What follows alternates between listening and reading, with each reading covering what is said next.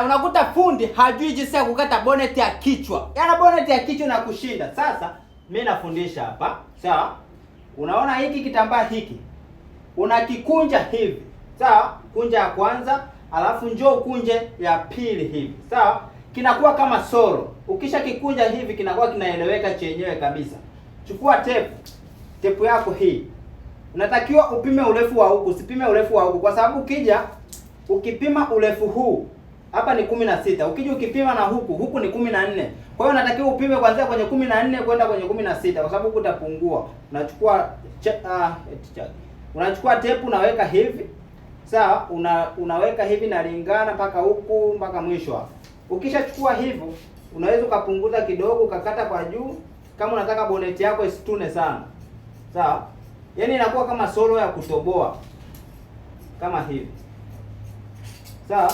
Kwa hiyo tunaangalia kama hapa imelingana na ukija ukipima 12.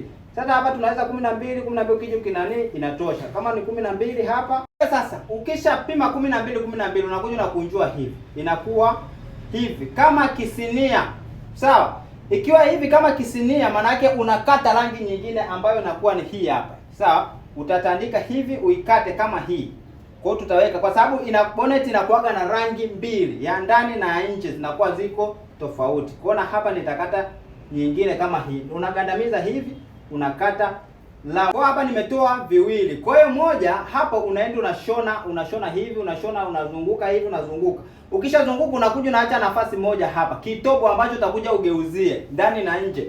Kwa hiyo huu ndani unashona tena, inakuja unapachika lastiki. Ukishapachika lastiki yenyewe ndio itavuta hivi. Itavuta hivi. Kwa hiyo kivuta hivi kikofia chenyewe kinakuja kinarudi. Hata nakufundisha kwa njoo kwenye group nikufundishe bure. Ili mradi tu mambo yako yakae sawa. Unashindwa. Namba za hapo chini utakuja kwenye group ujifunze. Wewe umeelewa wewe? Ya, nimeelewa. Kweli? Ya, nimeelewa. Njoo jifunze acha kudanga. Ushachoka. Ukidanga wewe usiende kudanga siku ya timbe. Utabongonyoa.